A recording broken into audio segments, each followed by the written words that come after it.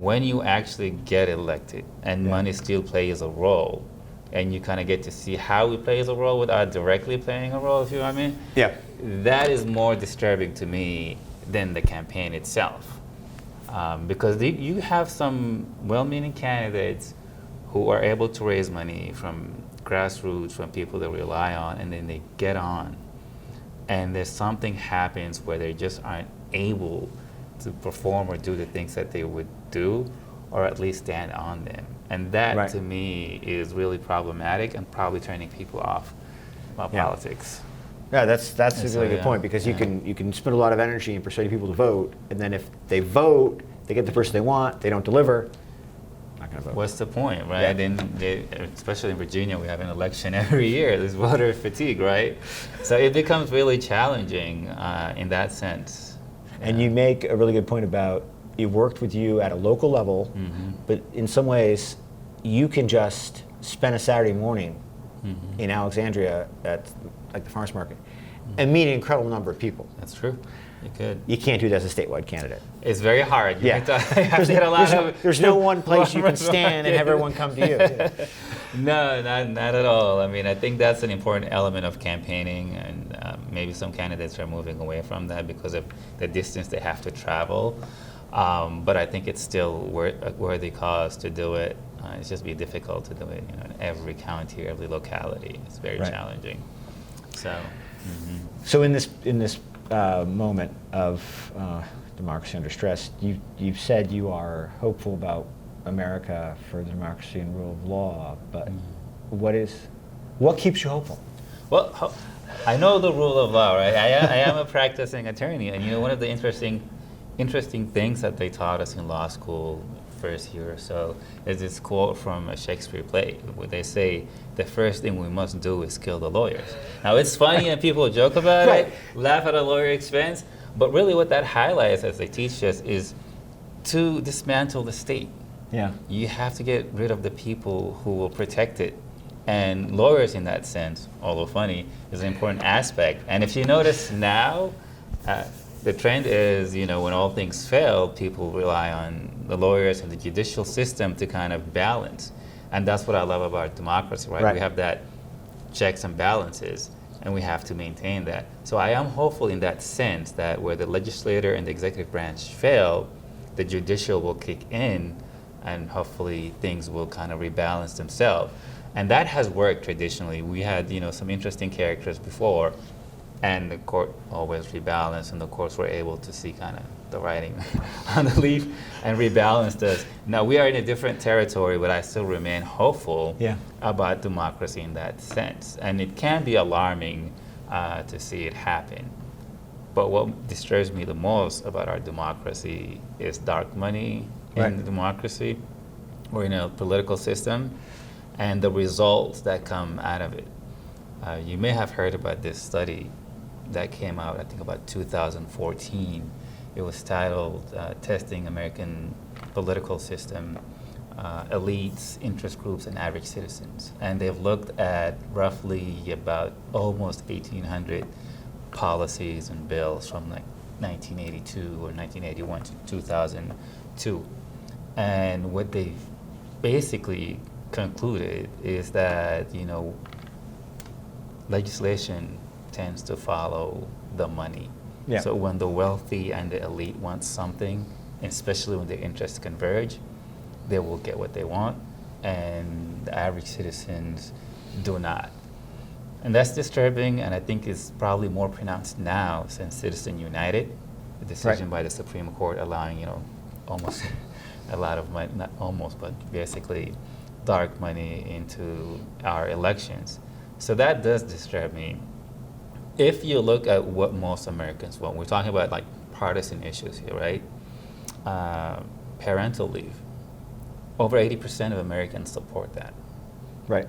There's no meaningful legislation that came about or passed at the federal level. It's not even something that's being talked about at presidential election. It's not dominating the conversation. You can say it's the same thing about a background and universal checks for guns. Right. Roughly 80 to 85 of Americans support that. But there is no meaningful legislation that has been passed or has been able to pass, regardless of all the tragedies that we've experienced as a nation. So why is that? Like, this is not a Democratic or a Republican or a Green issue. Right. This is an American issue, an everyday issue that we all deal with, but we're not able to get it. This suggests interest groups are dominating, right, and the legislators are listening to them. Unfortunately, there may be other issues, but you can't really square it, especially if you're an average person. Universal health care, tuition for right, colleges, right, we're from 72% of Americans, and we have none of that. You compare that to other, Western democracies, they have those basic things and we don't. So there is something there that, I understand why people may be frustrated, right, and that's just not partisan politics. That's what we need to kind of work on as a nation beyond the partisan. right. Yeah. I like to think of that, I borrow the term jury nullification, Yeah. where a jury's belief about their view of the law affects, rather than the facts, Right. affects, I call it policy nullification. The system, in effect, makes the legislative body, state or federal, Yeah. unable to deliver policies Yeah. because of that corrosive effect. And Yes. we can also see it when we have times when we get around that. In Missouri last year, which is a red state, Yeah. the voters overwhelmingly supported mandatory sick leave. Mm-hmm. It wasn't in the hands of the legislators Right. to make that decision. It was Yeah. a referendum on the ballot, Mhm, and the mhm. voters said, yes, Yeah. we need that, we want that. Yeah. So, when it comes to referendum, it's really interesting because even when people sometimes do vote for it, there's mechanism where that has been overturned. I think we've seen that in the District of Columbia, Yeah. with the tip and things like that. So I guess it could be messy, but I still remain hopeful because we've seen so many things that came about here in our democracy that have been implemented somewhere Right. else in the world. I just hate for us to fall behind, and I think we are at that tipping point. So it's really interesting. So I didn't, on my bingo card coming into this conversation, expect to get a good, accurate interpretation of Shakespeare, as you did with the- but I thank you I'm for no that. expert. I thank you for that. But I am wondering, I feel like there are a lot of things, a lot of policies and political issues where it can be very helpful to, I'll call it, think like a lawyer, like take that Yeah. kind of analytical approach. Yeah. But have you found in the last 7 or 8 years where we've had so many different stresses and sources of trauma, do you feel like maybe there are times you have to, we have to like think outside the box, not think like a lawyer, take a different approach? Yeah, I think thinking like lawyer isn't really the main issue here for me, because Yeah. what I'm talking about, just like I talked about right now, that's common sense. Yeah. Policies, almost human rights, universal human rights now, right to access to health care without having to declare bankruptcy. So, everyday Americans aren't necessarily thinking like lawyers. They want these things. Right. And I think they're correct in thinking it. They're correct in, they're paying their fair share taxes where the elites and the oligarchs aren't. Yet they get the perks and the benefits. When they fail, we come up with flowery terms like they're too big to fail. And then we end up paying for it. That doesn't require anyone with, deep analytical skills. It is what it is, right? I think therefore I am, but I see it. It's before you, it's evident. So I think you just gotta kind of go with the system, and we gotta get dark money out of it. That way we can rebalance the system. But if that continues, I worry that we're going to become more of an oligarchy than that. I'm not sure if I answered your question, but I went out of tangent. I do want to shift for a second because one of the things that has been shifting since January has been a very deliberate and very upfront shift away from by the State Department in terms of human rights, in terms of democracy abroad, in terms of some of the things that America has always been an imperfect defender of, but it has at least been a defender of. It's at least produced reports that had some honesty about these are where the human rights abuses are. That's correct. And we're seeing in the State Department deleting those sections, Yeah. and not even talking about it, and not even, and we're seeing tighter affiliations with authoritarian regimes in places like El Salvador. Yeah. Yes, yes.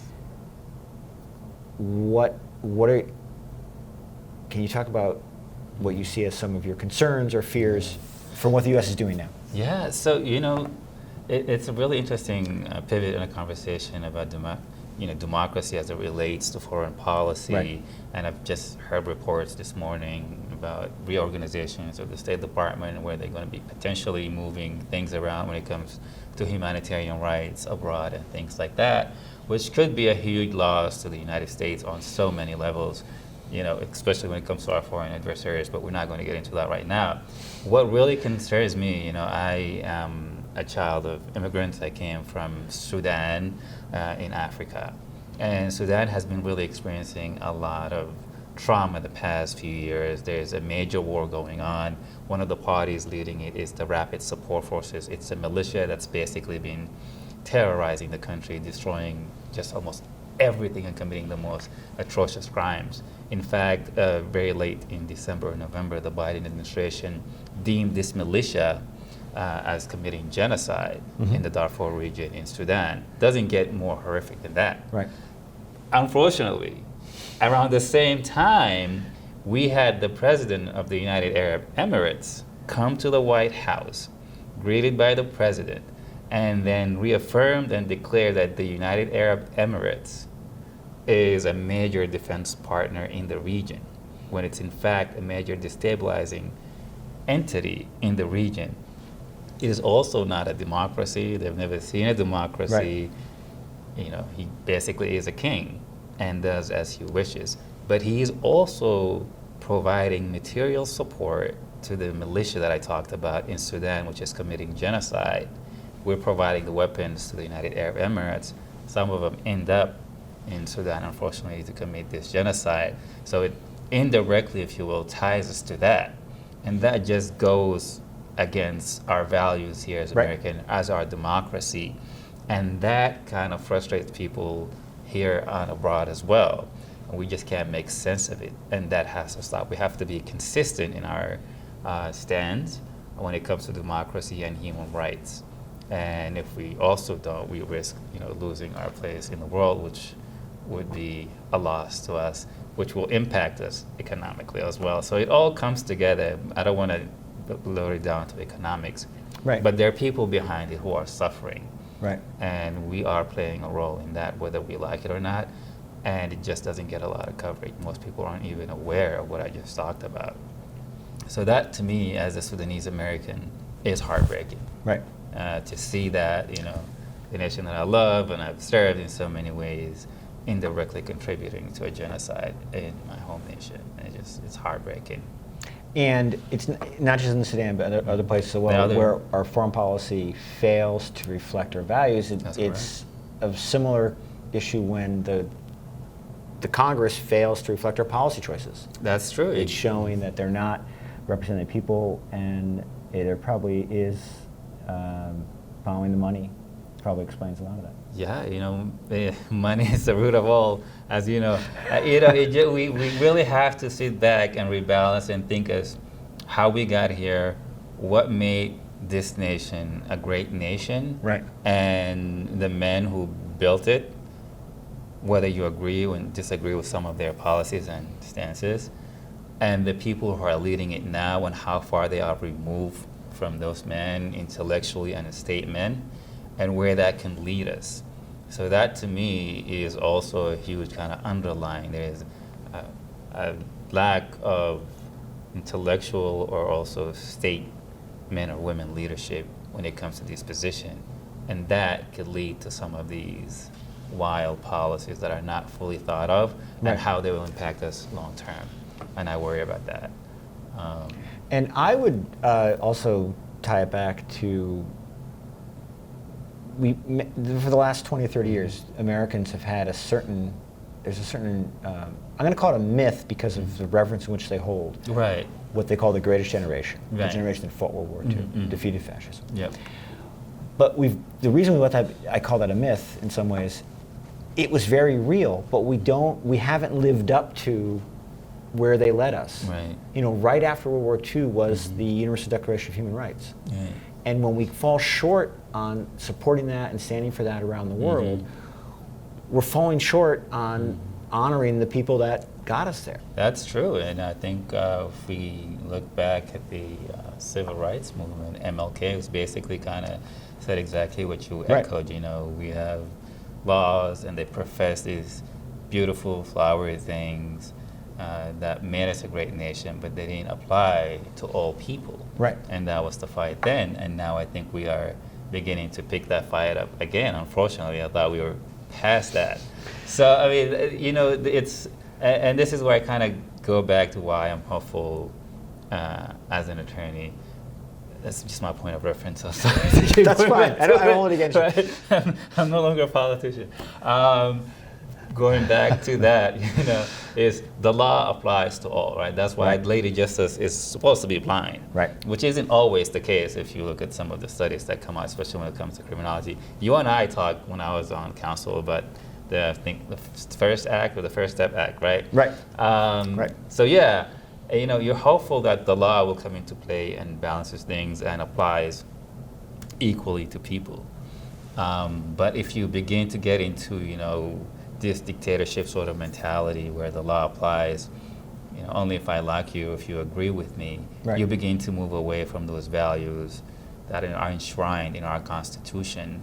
That's why I remain hopeful that the courts, you know, will rebalance. And I always feel like one of the best things about America in its past and in its is the words, is the vision, is the Constitution, and it's always been true that those sort of words and that vision and those values were kind of thrown out ahead of where we actually were. That's true. And there was always a gap. Yeah. But we've always had forces to push us forward to close the gap, and we've always had forces which have defended the words. That's true. And what we're seeing with the Trump administration is they're ignoring the words, they're changing the words, and they're no longer pushing forward in a positive, value-driven kind of way. Well, and that's the saddest thing about where we are with America right now. So the founders, when, you know, they wrote those words, they were mindful of how short they themselves fell of the declarations and what it says. They were mindful of that, but as you noted, throughout history within the nation, we had great people who kind of pushed us to live towards those words and kept us together. I think of Abraham Lincoln and so many others. So, you know, I'm hopeful that there's always going to be someone like that who's going to be able to unite us and push us more towards a more perfect union. I think within a democracy, you're always going to have some sort of division and some folks who are going to try to divide us for whatever purposes or interests. But I harken back to Abraham Lincoln, and we were at the abyss at one point. Right.